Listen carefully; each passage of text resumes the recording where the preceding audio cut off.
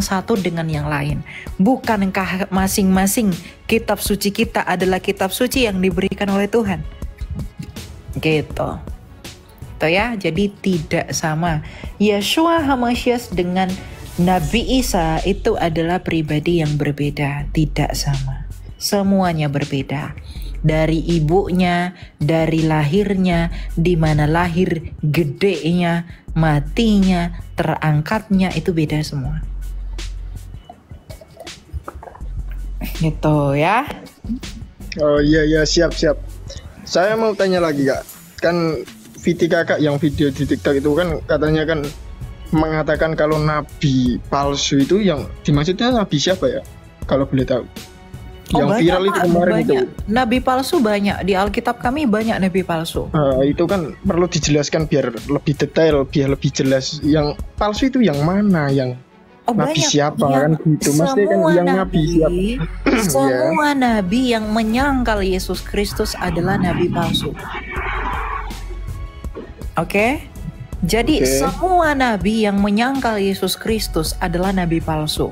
Misalnya nih, di dalam Lukas 16 ayat 16 dikatakan nubuat dan kitab para nabi itu berakhir sampai tampilnya Yohanes Pembaptis yang adalah nabi terbesar. Artinya para nabi di dalam kitab-kitab para nabi itu memang bernubuat tentang kedatangan Sang Mesias yang digenapi di dalam Kristus. Dan setelah itu tidak ada lagi nabi-nabi yang bernubuat. Tetapi ada orang-orang yang menjalankan peran kenabian untuk mengesahkan dan juga mewartakan kebenaran Yesus Kristus. Jadi setiap orang, setiap yang mengaku nabi tetapi menolak keilahian dan juga menolak kemesiasan Yesus Kristus itu adalah nabi palsu menurut Matius 7 ayat 20.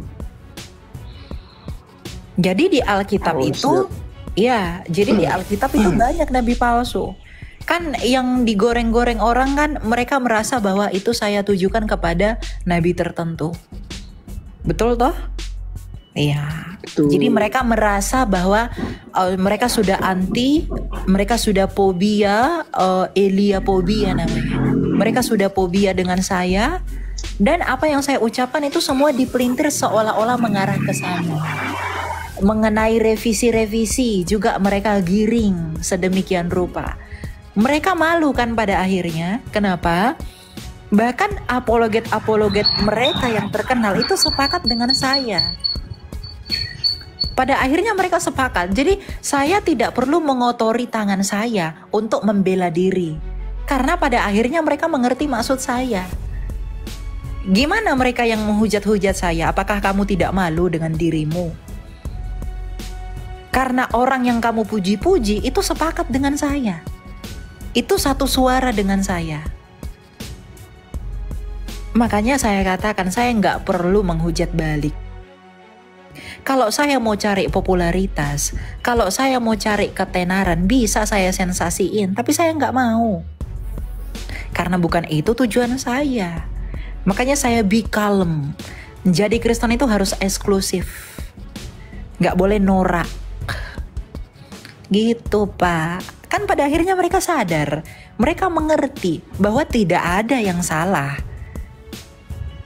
Karena memang tujuan saya tidak pernah untuk menghujat. Tapi maksud baik saya itu ditanggapi dengan apa? Dengan kebencian.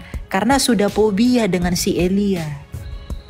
Makanya mereka menggiring seolah-olah. Saya sebutkan Saracen pun, Uniriva menggiring seakan-akan itu adalah mereka. Padahal Saracen itu lebih duluan ada oleh Paus Yohanes Damaskus. Betul nggak, Agatha? Betul. Ada sejarahnya semua. Kenapa sih baper banget gitu loh? Jadi jangan begitu tuh, ndak cerdas gitu. Ya, gitu ya kira-kira. Ya. Iya Kak, terima kasih. Wah, terima kasih. Apa ya jawabannya?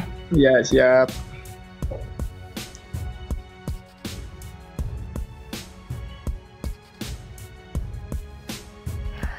Karena mereka gini ya Elia ya, mereka nggak dengar utuh viti-vitimu gitu.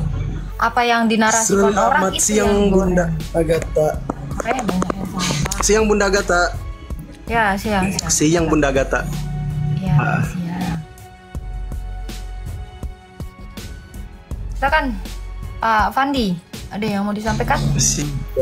Iya siap Bunda. Tunggu saya give dulu. Lama tak jumpa ini. Iya. Satu pertanyaan saja sih Bunda Agatha. Silakan. Iya, di Matius 4:10. Tapi saya rasa ini satu tema ya, satu konteks begitu. Matius 4:10, 1 Timotius 6:16. Anda mau bertanya apa satu-satu? Iya, artinya begini Bu Agatha. Di sini kan dikatakan Anda mau bertanya apa? dialah satu-satu. Artinya sih gimana sih? Anda mau nanya apa kok arti? Saya bacakan dulu lah Bunda. Nah, Saya bacakan dulu. Ya, di 1 Timotius, dialah satu-satunya yang tidak takluk kepada maut, bersemayam dalam terang yang tak terhampiri. Seorang pun tak pernah melihat dia, dan memang manusia tidak pernah melihat dia. Dikatakan lagi dalam Matius 4:10, engkau harus menyembah Tuhan Allahmu, menyembah Allah, berdoa kepadanya, mempersembahkan ibadah yang adalah miliknya. Ya, memenuhi janji dan kaul yang dibuat untuknya adalah tindakan-tindakan kebajikan agama yang termaksud ketaatan pada perintah pertama. Ini mengajarkan apa ini dua dalil yang saya bacakan ini Bu Agatha, Bunda Agatha? Dia mengajarkan apa sih artinya begitu? maksudnya apa? Maknanya. Yang pertama kan 1 Timotius 6. ya, 1 1 Timotius Timotius 6:16. Ya. Ya. Itu merujuk kepada esensi Sama. Allah. Tidak ada seorang pun yang bisa melihat Allah. Esensi Allah itu tidak bisa dilihat siapapun. Karena dia adalah terang yang tak terhampiri. Itu untuk Lalu Anda mau nanya merujuk ke Matius Allah Bapa ya. 4 ayat yang ke-10. Lalu berkatalah Yesus kepadanya, nyala iblis, sebab ada tertulis, engkau harus menyembah Tuhan Allahmu dan hanya kepadanya sajalah engkau beribadah. Lalu iblis itu meninggalkan dia. Lihatlah malaikat-malaikat datang melayani dia. Nah, apa yang mau ditanyakan? Ya, itu bukankah itu hanya merujuk kepada Allah Bapa saja, itu dua dalil tersebut Bunda Agatha? Ya, kepada Allah Bapa. Yesus itu adalah firman yang satu di dalam Bapa. Kalau menyembah Allah Bapa, ya pasti menyembah firman dan rohnya. Karena antara Bapa, firman dan rohnya itu tidak bisa dipisahkan. Sama seperti saya nggak akan mungkin bisa dipisahkan antara tubuh, jiwa, dan roh saya. Kalau dipisahkan saya jadi mayat. Saya bukan lagi satu manusia yang hidup. Sama seperti Allah. Allah yang Esa yang kami panggil Bapa itu, di dalam dia berdiam firman dan rohnya. Kalau Yesus berkata kepada iblis, sebab ada tertulis, engkau harus menyembah Tuhan Allahmu. Sementara yang diminta untuk menyembah itu adalah dia kan, oleh iblis. Justru di sini Yesus mengatakan bahwa dia adalah Tuhan Allahnya. Artinya ketika proses penyaliban itu Bunda Agatha yang disalib itu Allah Bapa juga ya? Ini kan konteksnya satu ketika Yesus dicobai. Ya, 1 kan Timotius 6 ini ayat berbicara 16 itu adalah esensi Allah yang nggak kelihatan itu. Yang mau kamu tanya apa? Ya. Ini kan dia berbicara satu Tuhan. Ya satu Allah, Kalau satu dalam Allah dan satu Tuhan. Ya, satu Kenapa? Allah. Terus kalau Yesusnya ini sama Roh Kudusnya kemana dia? Aku turun dulu ya, aku mau cuci Oh lagi piring makan. ya. Oke siap Elia. Oke, Thank you, Elia. bye. Ya, enjoy your food. Oke. Ya. Shalom. Gimana Pak? Gimana? Ya, jadi kalau Roh Kudus sama Yesusnya ini gabung juga ya dalam Allah Bapa ini. Yang satu di dalam Bapa itu Satu. firman dan rohnya. Tadi saya sudah jawab.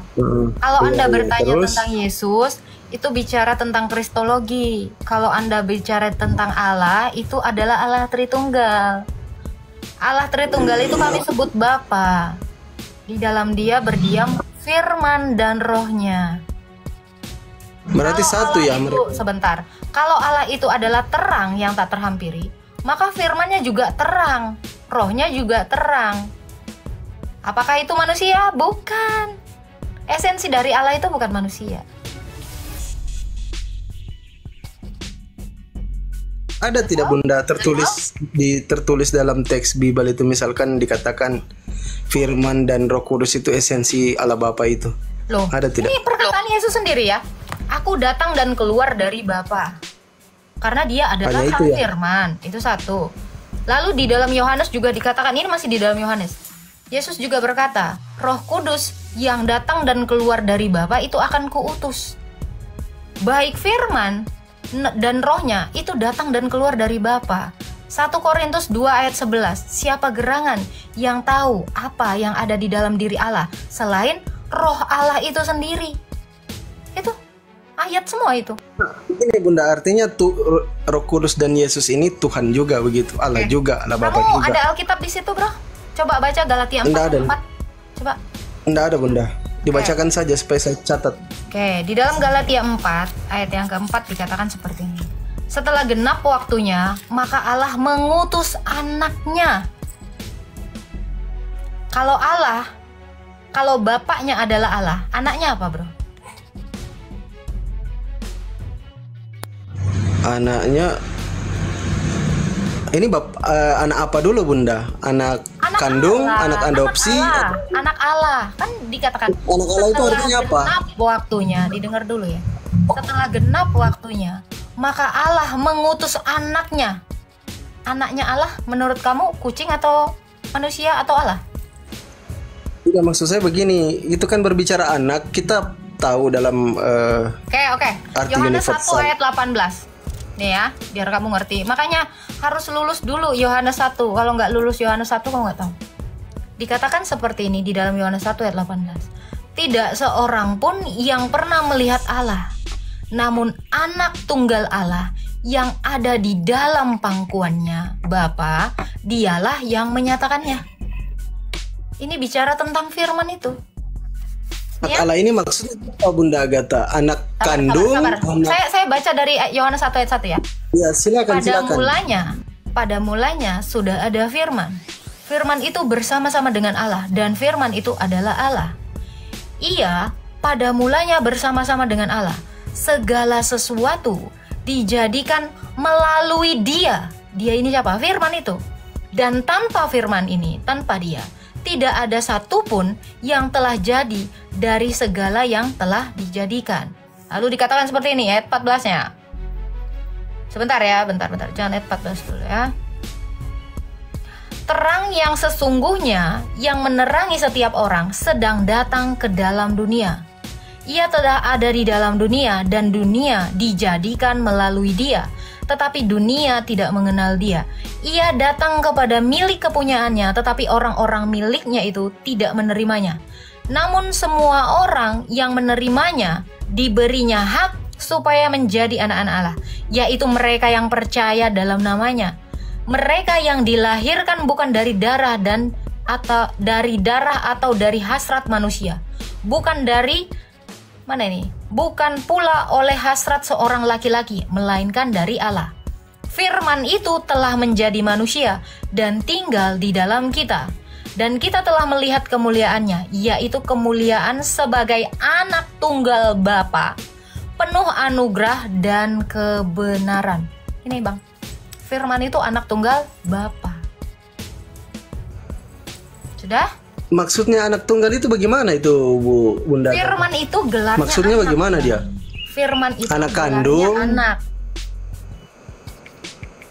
Firman itu gelarnya anak kandungnya Allah Bapa atau anak adopsi atau anak apa itu? Oke, dengar ya. Tadi kamu udah bawa 1 Timotius 6 ayat 16. Dialah satu-satunya yang tak takluk oleh maut, bersemayam dalam terang yang tak terhampiri. Seorang pun tidak bisa melihat Dia, kemuliaan hanya baginya. Allah itu adalah terang itu. Kalau Allah itu yang bapaknya adalah terang, anaknya juga terang. Tadi saya sudah bacakan ya. Terang yang sesungguhnya telah menerangi setiap orang sedang datang ke dunia. Kalau terang, kira-kira diadopsi atau dilahirkan kayak kau dilahirkan ibumu dari vaginanya atau Ya, perginanya. itu yang saya tanyakan, Bunda. Ya ini saya Itu yang jawab. saya Ini nih tanyakan. logika. Maksudnya bagaimana? Oke, kan tadi dikatakan Allah Karena itu begini, terang. itu kan dilahirkan. Iya bro, arti dilahirkan itu seperti ini ya bro ya. Saya nggak tahu latar belakang kamu, entah kamu sengaja pura-pura tolol atau memang tolol permanen, saya nggak tahu ya. Tetapi makna dari dilahirkan atau memperanakkan itu, bro, itu tidak seperti tidak hanya masalah fisik aja, ya. Kalau ibu-ibu melahirkan anaknya itu fisik karena ada kelihatan. Tetapi ketika saya melahirkan pemikiran-pemikiran, apa itu sama seperti ibumu yang melahirkan kau? Artinya anak rohani ya begitu. Bukan anak rohani. Bagaimana ya? Bukan anak rohani. Kalau saya mengeluarkan atau melahirkan pemikiran-pemikiran saya, pikiran saya itu apa? Anak rohani, anak adopsi, atau anak apa? Ya maksud saya begini Bunda, kan Saya tahu disebut kamu bukan orang yang bodoh ya. Arti melahirkan atau memperanakkan itu maknanya adalah sebelumnya dia dikandung di dalam, lalu keluar. Itu namanya memperanakkan. Bukan harus lewat parjaha. Itu baru namanya melahirkan. Tadi saya sudah katakan, Allah itu terang. Kira-kira kalau terang itu, ya, kalau terang itu memperanakkan anaknya, kira-kira anaknya bentuk fisik nggak? Enggak. Ya, sama seperti ketika saya melahirkan pemikiran-pemikiran saya yang baru. Bukan artinya saya harus mengeluarkan dari parjaha saya, pemikiran saya, ya. Jangan terlalu bodoh. Saya tahu kamu bukan orang bodoh. Saya tahu kamu orang terpelajar. Ya. Tadi Jadi saya sudah katakan, diam. Tadi saya sudah katakan, Bapak itu memperanakkan anaknya sebelum segala zaman. Karena dia dikatakan di Yohanes 1 ayat 1, pada mulanya adalah firman. Firman itu bersama-sama dengan Allah. Kalau Allah itu bako, kalau Allah itu kekal, maka anaknya juga kekal di dalamnya. Ya, kalau Allah itu adalah terang, maka anaknya juga terang. Makanya dia dikatakan di Yohanes 1 ayat 9, terang itu telah datang ke dunia. Terang yang sebelumnya di dalam Bapa itu keluar, diutus ke dunia. Dia merupakan asal usul dari segala sesuatu. Makanya dia dipanggil Bapa. Anak itu adalah dia yang sebelumnya di dalam Bapa lalu dikeluarkan. Setelah genap waktunya, maka Allah mengutus anaknya. Kalau bapaknya adalah Allah, maka anaknya juga Allah. Kenapa? Karena firman itu satu di dalam hakikat Bapa, yaitu Allah. Yang diutus itu adalah firman, bro. Bukan seperti Musa, bukan seperti Abraham. Memang dia manusia dari dunia ini, lalu diutus jadi nabi. Tidak seperti itu. Berbeda dengan anak tunggal Bapa. Ya, firman itu adalah anak tunggal Bapa. Ini belum ngomongin tentang kemanusiaannya, karena kan tadi sudah saya katakan. Setelah genap waktunya, maka Allah mengutus anaknya yang lahir. Nah, diutus dulu baru lahir. Kalau Musa, dia emang manusia, lahir baru diutus. Musa lahir dulu baru diutus. Kalau ini lain. Diutus dulu ke dunia, baru lahir. Udah tahu? Oh, Anda cuma mau ketawa ke sini, bro. Enggak, soalnya dilahirkan itu lucu Mbak Bunda Agatha. Dari semua teman-teman Kristen yang pernah saya tanya, Anda pernah seperti pemaparan Bunda Agatha bahwa Allah Bapa melahirkan Yesus. Bro, sekarang saya tanya, kalau anak tangga, mamanya ngewek sama bapaknya tangga, terus ngelahirin anak tangga gitu? Nah, ada anak tangga. Nah, ya. Kalau anak tangga, bapaknya tangga gitu. Oke, itu satu. Yang kedua, tadi saya sudah menjelaskan, ketika saya melahirkan pemikiran-pemikiran saya, ya, apakah artinya keluar dari parjaha saya itu pikiran saya? Coba, bro. Coba. Gimana, Bunda? Jangan gimana, saya udah 3 kali ngasih tahu ini, bro. Ya. Tidak dilahirkan itu loh. Anda jangan menunjukkan kualitas Anda yang sudah tidak berbobot dan niatnya hanya mengolok-olok. Halo, Sampai Bunda. kapanpun kamu jangan pernah naik ke room saya ya. Kualitasmu menjijikkan.